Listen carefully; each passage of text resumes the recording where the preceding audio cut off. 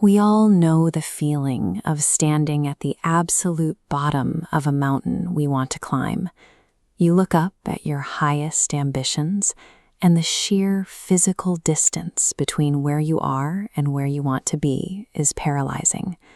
When faced with that kind of intense friction, our instinct is to look for a way around it.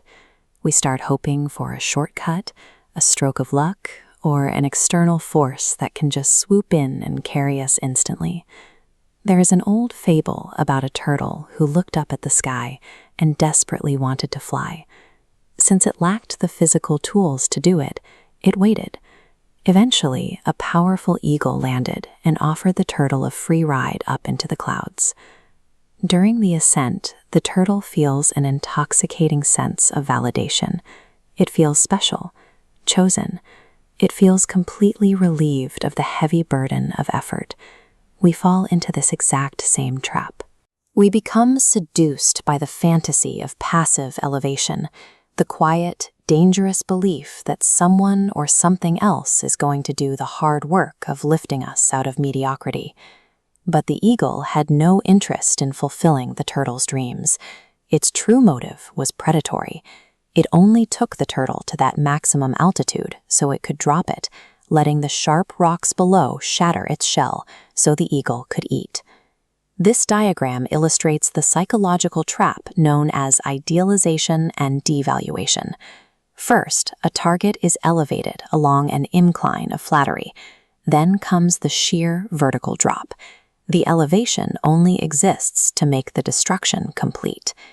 If the easy way up is a trap designed to break us, why do we invite these false saviors into our daily lives? Most of the time, the eagles in our lives aren't toxic friends or manipulative bosses.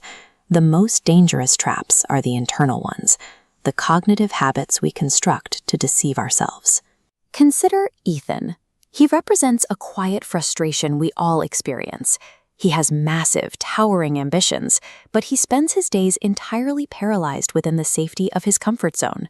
Ethan has his own personal eagle. It's the abstract concept of tomorrow. Whenever the demands of today become too heavy, he uses tomorrow as an escape hatch.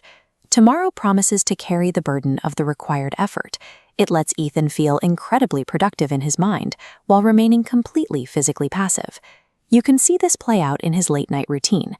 Ethan stays up scrolling, actively visualizing his future success. He makes mental lists and timelines without taking a single physical step toward achieving them. This chart compares dopamine release. The trick keeping Ethan stuck? Planning releases an identical dopamine spike to taking action, creating an immediate illusion of achievement. But watch. Planning dopamine immediately crashes to zero, while the reward from real action sustains. The planning reward is hollow. Then comes the inevitable drop. Ethan wakes up and faces the cold reality of his inaction. He is right back at the bottom of the cliff, shattered on the rocks of his own repetitive, unchanging routine. Idealizing tomorrow is a covert form of self-devaluation. By trusting the illusion of a future lift, we actively destroy our potential in the present. The turning point happens in the absolute quiet of an early morning. It's 4 a.m., and Ethan is awake in the pitch black. This is the exact moment his illusion finally shatters. Sitting in the dark, he faces a brutal, sobering realization. There is no external force. There is no lucky break. No idealized future version of himself is coming back in time to save him. Right here, Ethan has to make a definitive choice.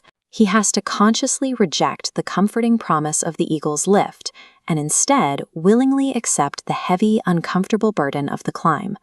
True personal agency only begins at the exact second you stop waiting to be rescued from your own life.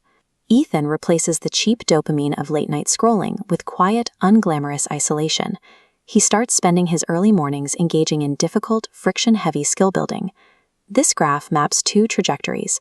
The volatile line is the myth of sudden breakthrough. The steady upward curve is incremental progression. Notice their intersection. The progression curve crosses the threshold of compounded success, while the volatile line remains trapped in endless spikes and crashes. The life you actually desire cannot be constructed within the safe boundaries of your comfort zone, and it will certainly never be handed down to you by a false friend. True growth requires abandoning the illusion of passive elevation. To succeed, you have to claim those quiet, unclaimed hours, reject the easy lift, and act